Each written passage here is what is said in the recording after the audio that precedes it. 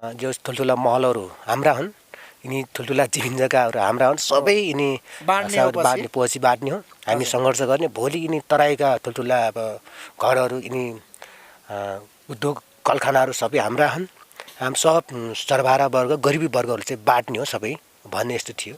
र अहिले अवस्था आइपुग्यो बेला त नेताहरूको महल चाहिँ ठुल्ठुला देखे। त्यही भएर हाम्रो त अब जस्ताको तस्तै शक्ति कसरी प्रधान अब शहीद अब देशको निम्ति मर्नुपर्छ र शहीद हुनुपर्छ। भोलि हाम्रो मरेर गए तापनि हाम्रो नाम पुस्तो पुस्तासम्म रहिरहन्छ, इतिहासमा रहन्छ, छापिन्छ भन्ने हिसाबले चाहिँ त्यसरी चाहिँ अब ऊर्जाहरू थपिन्थ्यो, लडिन्थ्यो, साहसपूर्वक चाहिँ अब केयर गर्थ्यो। यो माओवादी ठाउँ हो भनेर दिनको रात अब सताउँथ्यो। हामी जस्तो युवा युवतीहरू, महिलाहरू अलि जान्ने बुझ्ने अब युवा युवतीहरू त्यो गाउँमा पाइन्नथ्यो। त्यही भएर नै अब लाग्नुपर्छ यो स्थिति छ भनेर। कोही घाइते अपाङ्गहरू छन्, उहाँहरूको स्थिति पनि राज्यले चाहिँ राम्रोसँग चाहिँ हेरचाह गरिरहेको छैन। र हाम्रो त्यही हो, नेताहरूले चाहिँ आफ्नो आफ्नो माहौल ठडाउनको लागि अब हरेक क्षेत्र गर्नको लागि उनीहरू चाहिँ त्यतितिर चाहिँ लामो समयमा भएन। हाम्रो छोटो अब लगभग 10-12 दिनभित्र जस भयो। देखेपछि 10-12 दिनपछि विवाह बन्धनमा बाँधेन भयो। हजुर। सुरुमा प्रस्ताव कसले राख्यो? प्रस्ताव चाहिँ मैले राखेँ। त्यतिखेर सम परिस्थिति त्यस्तै थियो। त्यस्तै अब जानेर बिहा गर्यो कि नजानेर बिहा गर्यो त्यही। अनि कस्तो लाग्छ नि अहिले यो जीवनलाई यो बिहे गरेर सँगै दुईजना हुनुहुन्छ, कस्तो लागिरहेछ त? अहिले खै कहिलेकाहीँ झैझगडा हुन्छ, त्यतिखेर त्यत्तिकै बिहा भयो त भन्ने लाग्छ कहिले। होइन त, रमाइलो पनि हुन्छ, उत्तिकै कहिलेकाहीँ तनाव पनि हुन्छ। पहिले चाहिँ अब हेर्दाखेरि गर्दाखेरि अब त्यस्तो थियो। जनयुद्धको अब जनताको युद्ध हो। जनताले चाहिँ सर्वहारा वर्गको निम्ति चाहिँ लड्नुपर्छ, सर्वहारा वर्गले चाहिँ मुक्ति दिलाउनुपर्छ भन्ने थियो। र अहिलेको अवस्थामा आइपुग्ने बेला यो टछाट अवस्था आइसकेपछि अहिले त अब कष्ट हो, गरिम भन्ने लाग्छ। तर नेताहरूको लागि मात्रै भयो विजय प्राप्त।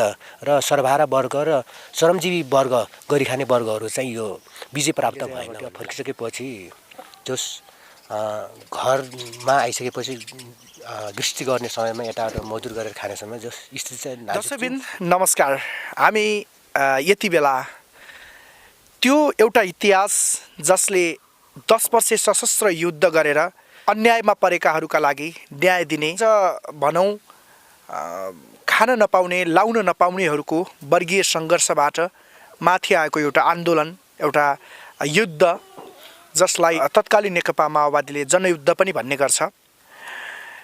जनयुद्ध पश्चात अहिले धेरै त्यस जनयुद्धका सिपाहीहरूमा एउटा नैराश्यता, वितृष्णा छाएको पाइन्छ। उहाँहरूकै योगदानले गर्दा अहिले कैयन मन्त्री छन् र कैयनका जीवनस्तर स्थानीय लेभलमा पनि कैयन व्यक्तिहरूले आफ्नो जीवनस्तरलाई माथि उठाएको पाइन्छ। तपाईँले देखिरहनु भएको छ, अघि पनि हामीले ब्याकग्राउन्डमा देखायौँ उहाँहरूको दैनिकी। वरपर हेर्नुभयो भने बरु अन्य व्यक्तिहरूको घरमा टिनले छाएको छानो छ, घरमा पेटीहरू प्लस्तर गरिएका अवस्थामा छन्।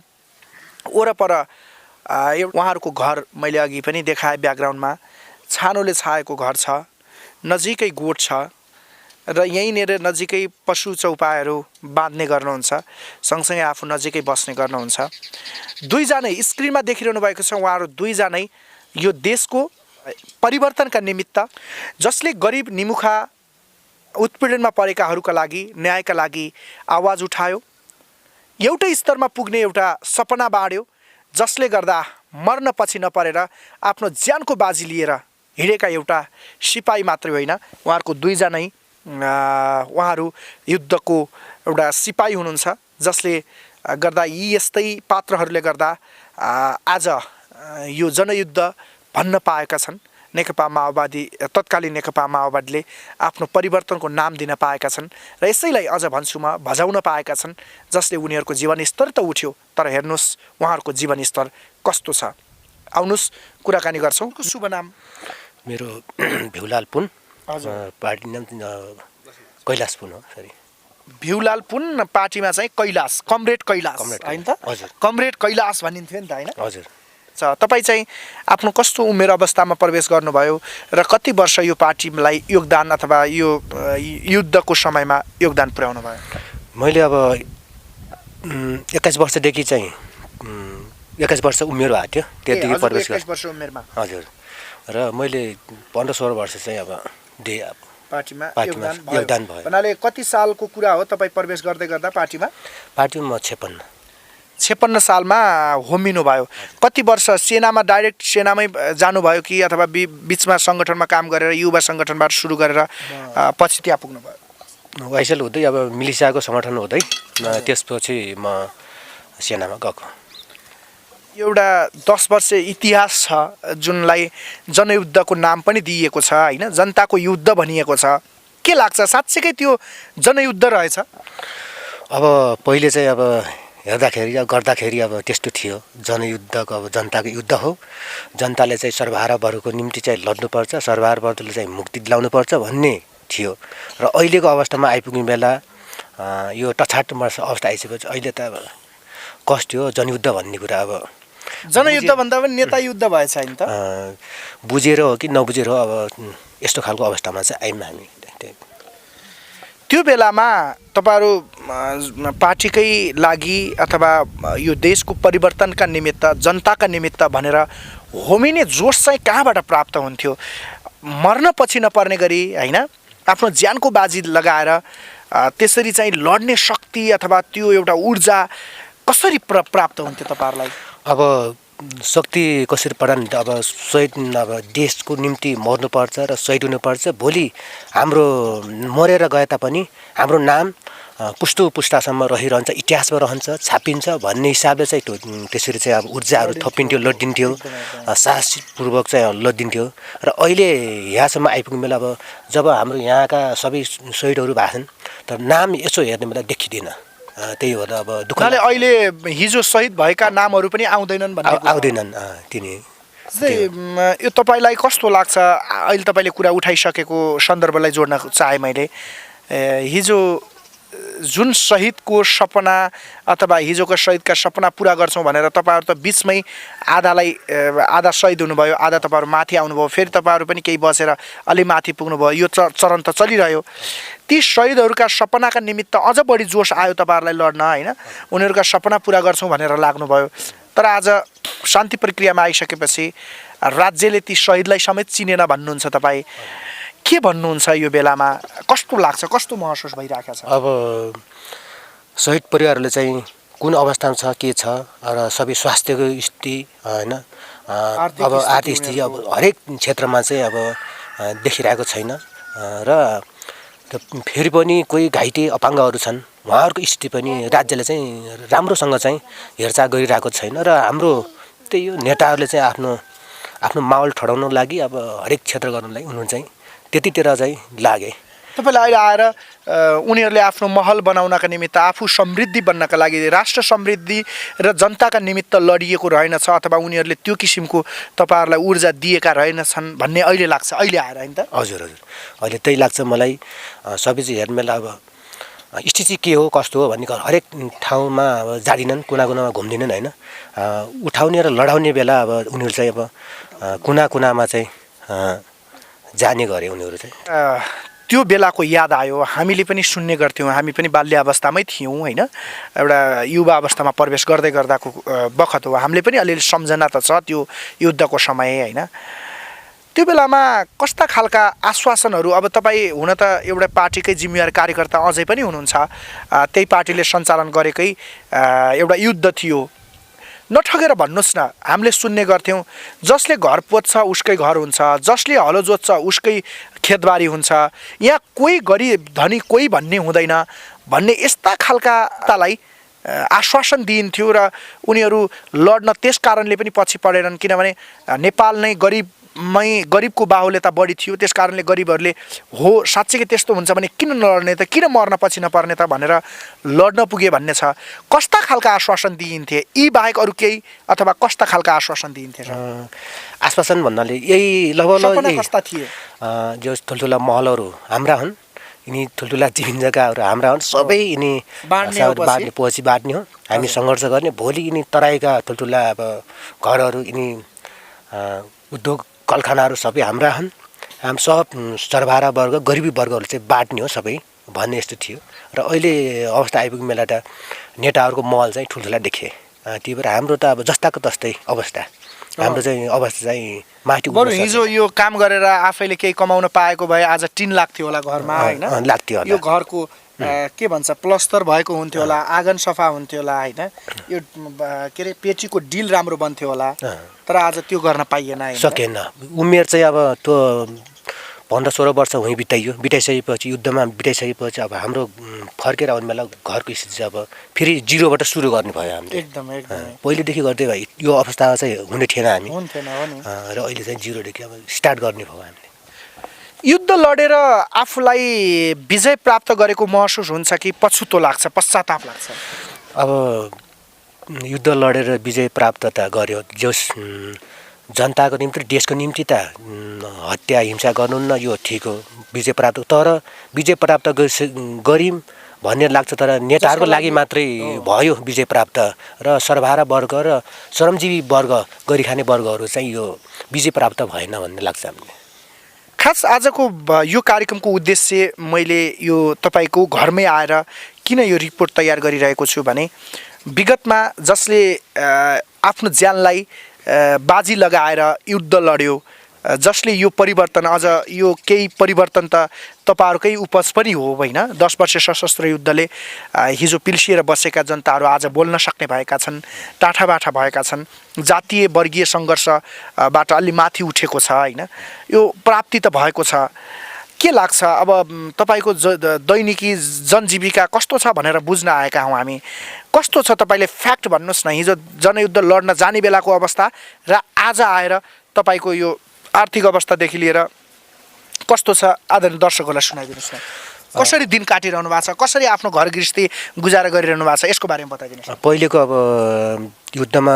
जाने अवस्था भन्दा अहिले दयनीय अवस्था छ पहिले युद्धमा जाने अवस्था कमजोर छ पहिले त अब राम्रो थियो होइन राम्रो पोजिसनमा चाहिँ हिँडिन्थ्यो गइन्थ्यो अब अहिले चाहिँ अब त्यहाँ फर्किसकेपछि जस घरमा आइसकेपछि गृहस्थी गर्ने समयमा यताबाट मजदुर गरेर खाने समय जस स्थिति चाहिँ नाजुक चाहिँ छ त्यस्तो अरू अब यसरी चाहिँ अब भोलि बिमारी भयो भने औषध के गर्नुहुन्छ गुजारा चलाउनलाई घरमा के गर्नुहुन्छ खेती किसानी गर्नु भएको छ कि बाहिर जानुहुन्छ कि बाहिर कसरी गुजारा चलाइरहनु भएको छ कहीँ कतै काम गर्ने त्यसपछि घरमा अब सिजन अनुसार ती अब बस्ने काम गर्ने त्यही हो अरू खास त्यस्तो तपाईँ एउटा जसले आफू सेना भएर होइन यसरी लडेर 10 वर्षसम्म त्यत्रो त्याग बलिदान गरेर योगदान पुर्याएको मान्छे आज अर्काको घरमा गएर ज्याला मजदुर गर्ने अवस्था छ भने ती गरिब निमुखा असहाय पीडित त्यस्ता मान्छेहरूको जीवनस्तर कस्तो होला सर एकचोटि कल्पना गर्न सक्नुहुन्छ यो अवस्था चाहिँ धेरै अब चुनौती छ गम्भीर छ यो हामी आफैले चाहिँ काम गर्ने समयमा चाहिँ अब हामीले चाहिँ सबै जनताको निम्ति मुक्तिको निम्ति लड्ने सबैले चाहिँ सुख सहेलसँग चाहिँ भोलि राम्रोसँग अब राम्रो अवस्थामा चाहिँ बसिन्छ भन्ने अवस्था देख्दा अहिले चाहिँ आफू जानु र अरू पनि त्यहाँ गर्नु यो अवस्था झन् नाजुक चाहिँ देख्यो मलाई चाहिँ के दुःख लाग्छ भनेपछि शरम गरेर चाहिँ जसले पनि दुःख गरेर खानुपर्छ शरमको ज्याला चाहिँ पाउनुपर्छ तर अहिलेसम्म हेर्ने हो भने शरमको ज्याला पनि त्यति खालको चाहिँ राम्रो छैन ठगिरहेका हुन्छन् होइन यही हो अब हिजो तपाईँहरूको आन्दोलनमा पनि त त्यही थियो नि होइन सबैले काम पाउनुपर्ने छ हामी नेपालबाट लाखौँ युवाहरू वैदेशिक रोजगारका लागि बाहिर जानुपर्ने छैन यहीँ रोजगारको सिर्जना हुनेछ सबैले मिठो खाना पाउनेछन् सबैले मिठो राम्रो लाउन पाउनेछन् यावत भनिया थिएन र सर होइन भनियो थियो तर चाहिँ त्यो खालको चाहिँ अब देखिएन अब एउटा भनाइ मात्रै देखियो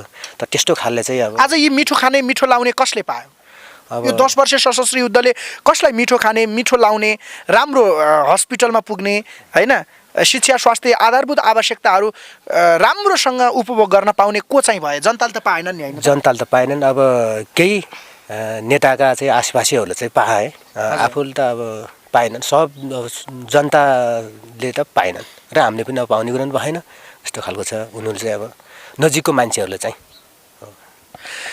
दर्शकबिन एउटा कहाली लाग्दो एउटा इतिहास जसले आफू मात्रै होइन यो देशका नागरिकको जीवनस्तर माथि उकास्ने समृद्ध बनाउने स्विजरल्यान्ड बनाउने एउटा परिकल्पनाका साथ त्यस्तै किसिमको कोच गरिन्थ्यो युद्धमा हुँदा र त्यसरी चाहिँ एउटा आफू मर्न पनि पछि नपर्ने अघि एउटा सिपाही देशका लागि लडेको एउटा सिपाहीले भनिरहेको आवाज म सापटी लिँदै भन्छु, हामी मरेर केही हुँदैन, हामी शहीद हुने हो, तर हाम्रा सन्ततिले केही सुख पाउन्, राम्रो होस् भनेर लडेको यो युद्धले आज ती लडेका ती सपना देखेका व्यक्तिहरू त आज यो हालतमा छन् भने हामी कल्पना गरौँ दर्शकबिन, सामान्य स्तरमा रहेका नागरिकहरूको जीवन स्तर कहाँ होला।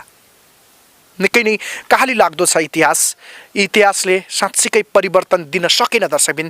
म एउटा महिला जसले निकै नै युद्धका समयमा पनि आफूलाई एउटा ज्यानको बाजी राखेर एउटा युवा अवस्थामा पनि महिला भनेपछि अहिलेको यो परिवर्तनमा त अझै पनि हाम्रा दिदीबहिनीहरू, रोल्पाका दिदीबहिनीहरू बोल्न डराउने, कसैसँग आफ्ना कुरा राख्न डराउने समाजमा पनि आजभन्दा करिब 15-16 वर्ष अगाडि उहाँले आफूलाई कसरी युद्धमा होम्नु भयो त म एकछिन उहाँसँग कुराकानी गर्छु। उहाँहरू दुईजना हुनुहुन्छ, उहाँहरूको जीवनमा उहाँहरूको वैवाहिक जीवन कसरी बाँधियो त्यो पनि म अहिले बुझ्नेछु, तर अझै यो कुराकानीलाई म जोड्न गइराखेको छु। हजुरको शुभ नाम?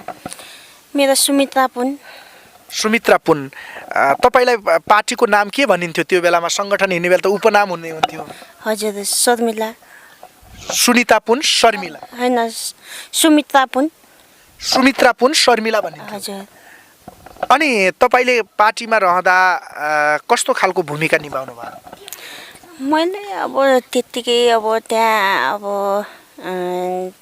दुःख त धेरै नै गरेँ। अब भूमिका भनेको अब मैले चिठीहरू यताउता ओसार पसार गरेर जहाँबाट भए पनि आफ्नो भूमिका निर्वाह गर्नुपर्छ भनेर भन्नुहुन्थ्यो नेताहरूले। अब ठुल्ठुला सरहरूले त्यसरी भन्नुहुन्थ्यो, त्यही काम गरेर निर्वाह गरियो। सुरुमा तपाईँ किन जानुभयो म्याडम? जस्तै तपाईँलाई लहलही लाग्यो कि साथीभाइहरू गए म पनि जानुपर्छ भन्ने लाग्यो कि, अथवा उहाँहरू आएर भाषण गर्दा तपाईँहरूलाई प्रशिक्षण दिँदा तपाईँहरूलाई त्यो भित्रैदेखि उत्साह जाग्यो कि? खास किन प्रवेश गर्नुभयो अथवा किन त्यहाँ पुग्नुभयो? मेरो गाउँको स्थिति नै त्यस्तै थियो। त्यो ठाउँमा अहिले पो प्यान्टहरू लगाउने, सर्टहरू लगाउने यताउता चलन चल्ती छ त। मेरो माइत पनि यहाँ होइन, माथि फगाम गाविस हो। त्यो ठाउँमा अलि सर्ट प्यान्ट लगाएको देखेपछि अनि अलि अर्कै भिन्नै खालको मान्छेहरू आएपछि त्यो ठाउँमा धेरै, हजुर, त्यो ठाउँमा धेरै पुलिसहरूले धेरै अब केयर गर्थ्यो। यो माओवादी ठाउँ हो भनेर दिनको रात अब सताउँथ्यो। हामी जस्तो युवा युवतीहरू, महिलाहरू अलि जान्ने बुझ्ने अब युवा युवतीहरू त्यो गाउँमा पाइन्नथ्यो। त्यही भएर नै अब लाग्नुपर्छ, यो स्थिति छ भनेर बुवा आमासँग कुरा गरिसकेपछि म हिँडेँ सल्लाहसँग बुवा आमा। कति वर्ष हुनुहुन्थ्यो तपाईँ युद्ध अथवा त्योमा होमिँदाखेरि? म 16 वर्षको थिएँ। 16 वर्षको एउटा अहिले त बाल्य अवस्था भन्छ होइन, 16 वर्ष मुनिकालाई बालक नै मान्छ 16 वर्षलाई। अझ 20 वर्षसम्म त बिहे गर्न पनि पाइँदैन भनेपछि त्यो बेलामा तपाईँको काँचो बुद्धि, तर पनि परिस्थिति त्यस्तै हुँदा तपाईँहरू जानी नजानी भए पनि त्यहाँ पुग्नुभयो। जब तपाईँ युवा अवस्थामा 20 वर्ष क्रस गर्नुभयो, अलिकति केही आफ्नो बारेमा सोच्ने अवस्थामा पुग्नुभयो, त्यो बेला आफूलाई के सम्झिनुभयो? म कहाँ आएको छु, के गर्दैछु, ओहो यो ठिक गरिराखेको छु कि गलत गरिराखेको छु, कस्तो लाग्थ्यो म्याडम? मलाई त्यस्तो केही सोच आउँदैन थियो। जे गरिन्छ देश र जनताको लागि गरिन्छ भन्ने बुझ्थेँ मैले। पुरै त्यो समय तपाईँले सङ्गठनमा बिताउनु भयो? बिताएँ। सङ्गठनमा बिताउनु भयो, शान्ति प्रक्रियापछि मात्रै घर फर्किनु? हजुर, घर फर्केँ। तपाईँ घर आउँदा केही पाउनुभयो कि नै राज्यबाट? नै, केही पनि पाएन। तपाईँहरू सङ्गठनमा हिँड्नेहरूले त झन् केही पनि पाउनु भयो? नै, केही पनि नै। तपाईँको क्षेत्रहरू कता थिए त्यो बेला? कता कता हिँड्नु भयो? सम्झिँदा कसरी? क्षेत्र मेरो अब पढाइ गरी अब यही ठाउँतिर मसिना, यही जौली पोखरी, होलीरे छैन थियो, यता प्युठान खाल, भेङरीतिर, उता बेलवासतिर थियो। अघि तपाईँले हामीसँग भित्र कुराकानी गर्दा ठुला ठुला नेताहरूलाई पनि स्कटिङ जस्तो तपाईँहरूले सूचना दिने, ल साथीहरू आउँदै हुनुहुन्छ हाम्रा यहाँबाट हिँड्नुभयो भन्नुहुन्थ्यो होला होइन, त्यहाँ चाहिँ सुरक्षित स्थानसम्म पुर्याउने काम तपाईँहरूले गरे भन्नुभयो होइन। त्यो बेलामा भेट्दा नेताहरूले के भन्थे? भन्न त भन्थे होला नि, प्रशिक्षणमा बस्दाहरू खेरि तपाईँहरूलाई के भनेर कुराकानी गर्थे? हामीहरू ओसार पसार त गर्थ्यौँ, हामीहरूको माथिल्लो तह हुन्थ्यो त्यो तहले यिनीहरू यस्ता यस्ता मान्छे हुन् यो ठाउँमा लग्नुहोस् भनेर हामीभन्दा अलि माथिल्लो तहकाले भन्थे त्यही भएर हामीले लग्थ्यौँ तर उहाँहरूले अब यो प्रशिक्षणमा कहिले बस्न पाउनु भएन र प्रशिक्षण क्लासहरूमा क्लासहरूमा बसिन्थ्यो के भन्नुहुन्थ्यो उहाँहरूले महिला एउटा महिला भएको नाताले महिला प्रशिक्षक पनि आउनुहुन्थ्यो होला उहाँहरूले कस्ता खालका कुराहरू दिनुहुन्थ्यो त्यो बेलामा कसरी विश्वस्त बनाउनुहुन्थ्यो तपाईँहरूलाई हामीहरू महिलाहरूको लागि हितको लागि गर्नुपर्छ महिलाहरूको लागि नै जुन हामीहरू बोल्न बाट हिचकिचाउने डराउने पढ्न हटाउनु पर्छ भनेर धेरै कुराहरू दिनुहुन्थ्यो महिला मुक्तिका लागि एकदमै हामी चाहिँ जागरुक हुनुपर्छ होइन चेतनशील हुनुपर्छ आफ्नो अधिकारका लागि हामी लड्नुपर्छ भन्ने त्यो किसिमको भनाइ उहाँहरूबाट आउँथ्यो होइन त्यो बेलाका महिला नेत्रीहरूलाई कोलाई चिन्नुहुन्छ कोलाई सम्झिनुहुन्छ यति बेला कोलाई देख्नुभयो तपाईँले त्यो बेलामा महिला नेत्रीहरू पुरै अब ओन्सरी दिदी जयपुरी दिदीहरू हजुर हजुर त्योभन्दा तलका तहका धेरै हुनुहुन्थ्यो उहाँहरूसँग भेटघाट हुन्थ्यो होइन आजभोलि भेट हुन्न म्याम उहाँहरूसँग हुँदैन एकचोटि पनि भेट्ने अवसर मिलेको छैन नै यत्रो 14-15 वर्षको बिचमा कहिले तपाईँले भेट्ने प्रयत्न गर्नु भएन कि कहिलेकाहीँ कार्यक्रम आउँदा भेट्न जाँदा उहाँहरूले चिन्नु भएन कि अथवा तपाईँहरू जाने वातावरणै मिलेन कि कस्तो भयो उहाँहरू आउने बेला कामको लागि अब यता आउने बेला म घरको काममै व्यस्त हुन्छु अनि अब उहाँहरूले मलाई भेट्ने भनेर अब उहाँहरू आउनुहुन्न मैले फेरि उहाँहरूले भेट्ने भनेर म जान्नु त्यही अन्तमा छौँ अब तपाईँहरू दुईजना कसरी हुनुभयो यसको पनि रमाइलो पक्षतिर पनि जाउँ कति सिरियस भन्ने देशकै कहानीकै मात्रै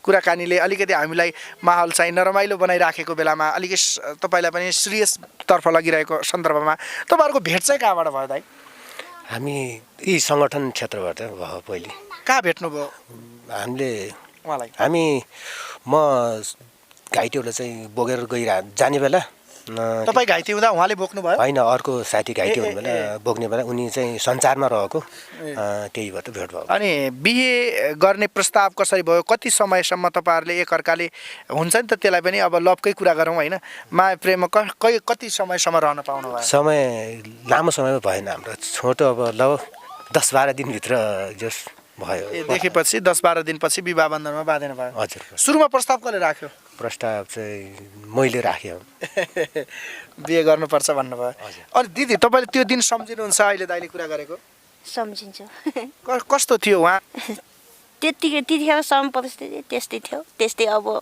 जानेर बिहा गरौँ कि नजानेर बिहा गरौँ त्यही अनि कस्तो लाग्छ नि अहिले यो जीवनलाई यो बिहे गरेर सँगै दुईजना हुनुहुन्छ कस्तो लागिरहेको छ अहिले खै कहिलेकाहीँ झैझगडा हुन्छ त्यतिखेर त्यत्तिकै बिहा भए त भन्ने जस्तो लाग्छ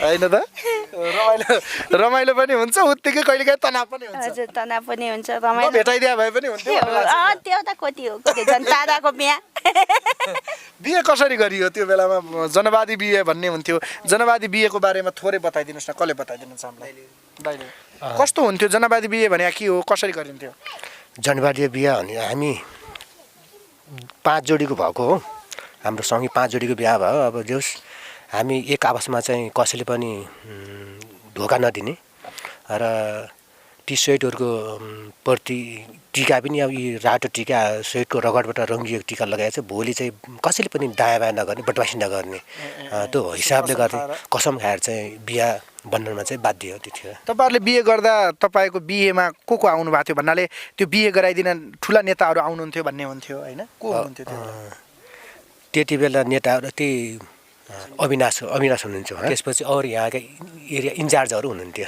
हामी एउटा त्यो छापामार दलको हामी ललित छापामार दल भन्ने थियो त्यो स्क्वाड टिमको चाहिँ ग्याङ हामीले चाहिँ बिहा गऱ्यो हामीले थियो 5 जोडी चाहिँ 5 जनाले 5 तर बिहे गरिसकेपछि पनि सँगै बस्न पाइन्न थियो होला धेरै युद्धका समयमा त हैन बसेन हामी बिहा गरिसकेपछि 4-5 दिनपछि हामी पश्चिमतिर गयो म्याडम कता तपाईँ कता म पश्चिमतिर गयो त्यतिखेर अनि म्याडम त यतै प्युठानतिर होला त्यतिखेर हामी सेती महाकालीतिर गएको थियौँ हामी हस् अब हामी अन्तिममा छौँ यो युद्ध लड्दा बेलाको मृत्युलाई जितेर आएको पल होइन त्यो बेलामा निकै नै आफूलाई अहिले पनि सम्झना आउने पल सुनाइदिनुहोस् न हामीलाई अब धेरै अब छन् अब के जस हामीले चाहिँ गर्दै जितेर आयौँ तर चाहिँ यहाँ आउने बेला जोस् सङ्घर्ष गर्दा गर्दा सङ्घर्ष चाहिँ अलि अपुरुष नै भयो हजुर जो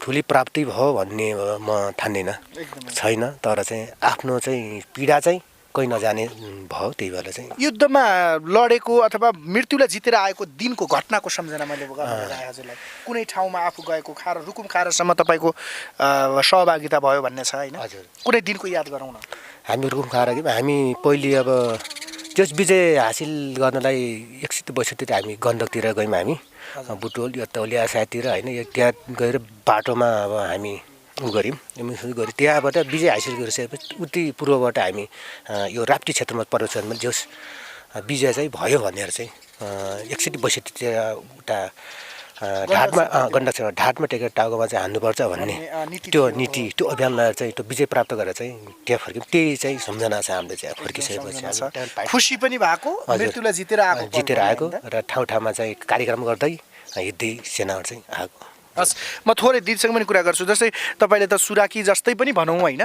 यहाँबाट यता आइराखेका छन् यता उता जाऊ भन्ने अब अलिकति तपाईँले सेफ ल्यान्डिङ गरिदिने जस्तो पनि भूमिका खेल्नुभयो संसारको भूमिका खेल्नुभयो कदम कदाजी थाहा पाएको भए मर्ने स्थितिमा पुग्ने हुन्थ्यो होइन आज रहनु नै थिएन त्यो बिचमा पनि त्यस्ता दिनहरू त आयो होला कैयन घटनाहरूबाट बाँच्नु भयो होला मृत्युबाट पनि बाँच्ने त्यस्ता पलहरूलाई सम्झिँदा कसरी सम्झिनुहुन्छ कुन घटना अथवा कहाँको दिन सम्झिनुहुन्छ म लिस्नेको घटनालाई सम्झिन्छु कस्तो भएको थियो त्यो अलिकति सुनाइदिनुहोस् न त्यो कहानी होस् आजको इतिहास होस् त्यहाँ अब शाही सेना र जनमुक्ति सेनाको भिडन्त हुने बेला म फेरि अहिले पनि अब लाटो भएर यस्तो अवस्था छ त्यतिखेर झन् धेरै लाटो थिएँ म एक्लै थिएँ त्यही अब जङ्गलमा एक्लै अब हिँडेँ 2-3 दिनको साथीहरूसँग भेट भयो ए भन्नाले एक्लै 2-3 दिनसम्म वनमै हराउनु भयो तपाईँ हराए त्यस्तो छैन नै छैन सबैको साथीहरू चाहिँ मरेको आफू चाहिँ बाँचे नै त्यस्तो घटना ममा भएन मेरो त्यस्तै हजुर हजुर हस् दर्शकबिन अब हामी अन्तमा के भन्न चाहनुहुन्छ अन्तमा जाँदै अन्तमा अब मैले के भन्नु अब जस सबैले चाहिँ यसरी चाहिँ हामीले पाएका चाहिँ दुःख चाहिँ कसैले पनि त्यसरी नहोस् र गर्न खोजेमा भोलि समाज परिवर्तनको लागि राम्रो र निष्पक्ष रूपले चाहिँ गरोस् जसले पनि र आफ्नो स्वार्थको निम्ति र त्यस्तो खालको चाहिँ नगरोस् भन्ने म चाहिँ आग्रह गर्न चाहन्छु हस् हजुरले के भन्न चाहनुहुन्छ मैले त्यही भन्न चाहन्छु अब त्यति हामीहरूले गरेको इतिहास भन्दा भिन्दै तरिकाको होस् भन्न चाहन्छु त्यही हस् धेरै धेरै धन्यवाद दर्शकबिन यो जोडी जसले देश परिवर्तनका निमित्त आफ्नो क्षेत्रबाट योगदान पुर्यायो